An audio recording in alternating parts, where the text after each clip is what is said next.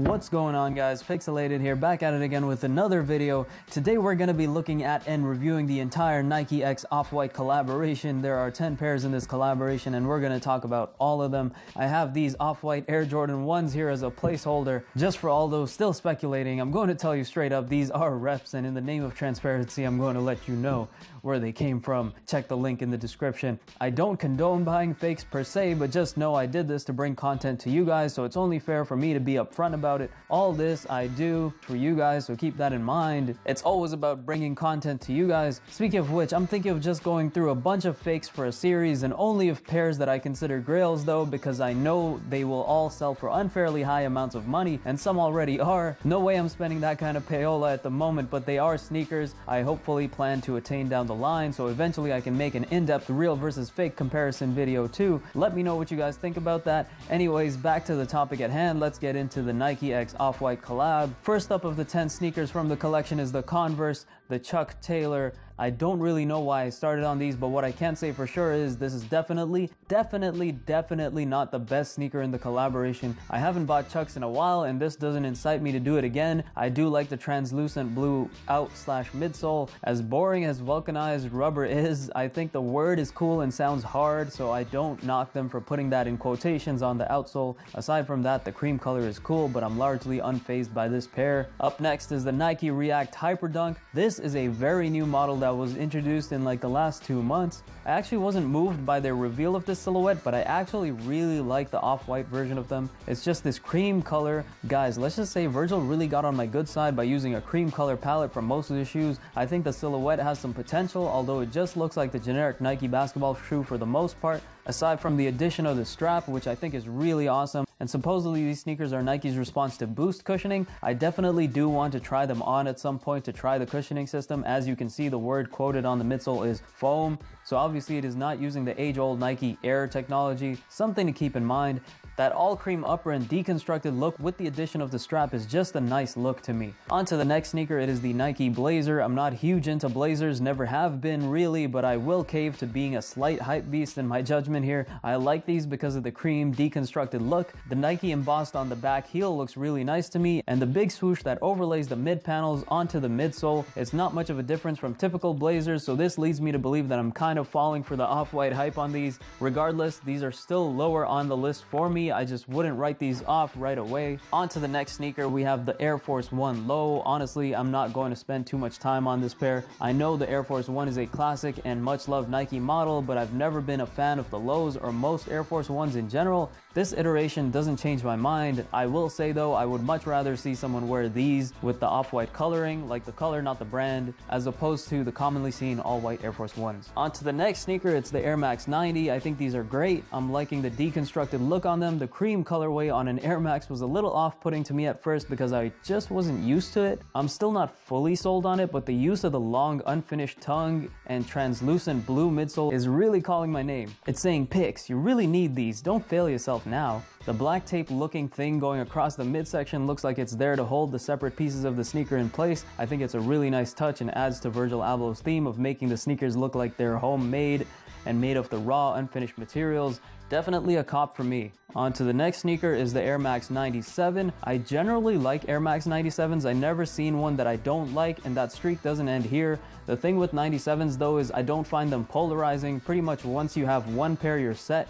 That's just the way I see them. The style is just so that owning one pair is enough for me, and that's just my opinion. For example, if I owned one pair of Air Max 97s, regardless of what color they were, I would just stop there. But this pair I'd make an exception for. Of course, the all cream tone is nice, but the design is smoother than the typical Air Max 97, as the piping that typically covers the upper isn't there, and it's not as prominent the way it is on the usual pairs. The little black swoosh on it is nice too. It breaks up the somewhat monotonous upper. Not a must-have in my opinion, but this is probably right below my must-haves from this list. On to the next pair, it is the Zoom Vaporfly. This image kind of makes me think that some of these sneakers are semi-translucent. I'm guessing this is a little bit. Just look at the toe box. It looks like placenta molded into a shoe, or like a jellyfish stretched out into the shoe's upper. Obviously, I don't know this for sure and won't know until these are released and I or someone I know cops. But to put it shortly, I'm not a fan of these, so let's move on. The next shoe in the collection is the Vapor Max. To be frank, I'm not a big fan of Vapor Maxes in general. I don't know if it'll change my mind in the future, but my wearing of the Mark Newson Vapor Max Maxes kind of ruined them for me. The veg tan leather was not the most comfortable. In fact, it was the complete opposite.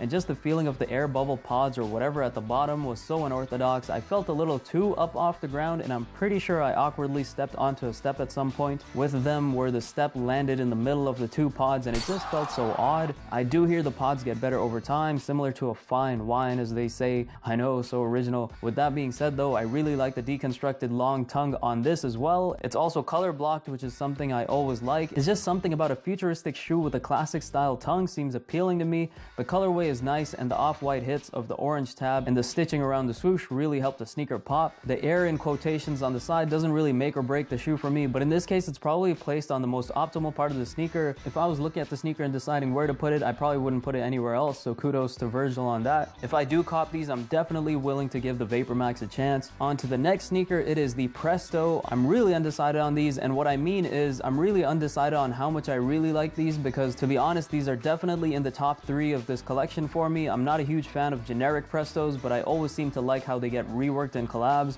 Call me a hype beast if you want, but it just seems like the generic ones are constantly on the cusp of being acceptable, and a collab always adds that little bit, sort of like acronym Prestos, for example, are one of my all-time favorite sneakers. Still looking for a hot lava pair in size S for a decent price, by the way. Onto these, I love the cloth slash mesh upper that's on there. It contrasts well with the off-white slash cream colored midsole. That unfinished patchy look I think works really well on the Prestos, because the regular Prestos just look too polished and uninteresting in my opinion. Of course, I'm a fan of the longer tongue. The strap on the back is a nice touch, and once again, the air text on there isn't a make or break for me. I'm very impartial to it, but it does the job of symbolizing that this is an off-white collab. And on to the last and possibly the best sneaker in the collection. This is easily the most coveted pair in the collaboration. It's the classic Air Jordan 1 silhouette, reworked, and is in the Chicago colorway. A lot of people were hating on these when they were first revealed. I'm sure about 80 to 90% of those people have probably converted and changed their minds about these.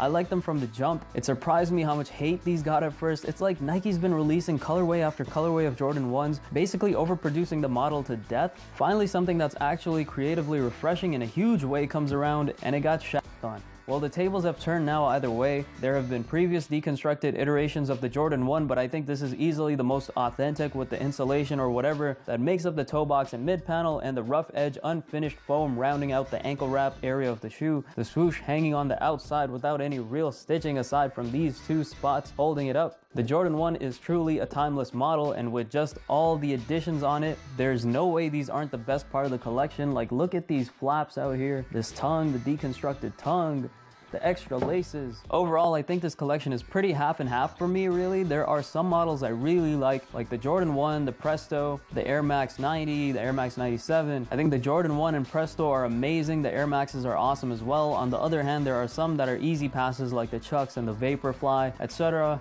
All in all, not every shoe is a must-have, but collectively I can see the theme and Virgil's vision with the entire collection. It comes out very cohesively, and I think that's amazing. With that being said, that's the end of this video. If you took anything from the video, please hit the like button. Of course, none of my rambling means anything if you don't have nothing to say either. Let me know what you think about this collab, what your worst and your favorite sneakers are, and please sub for more juicy content.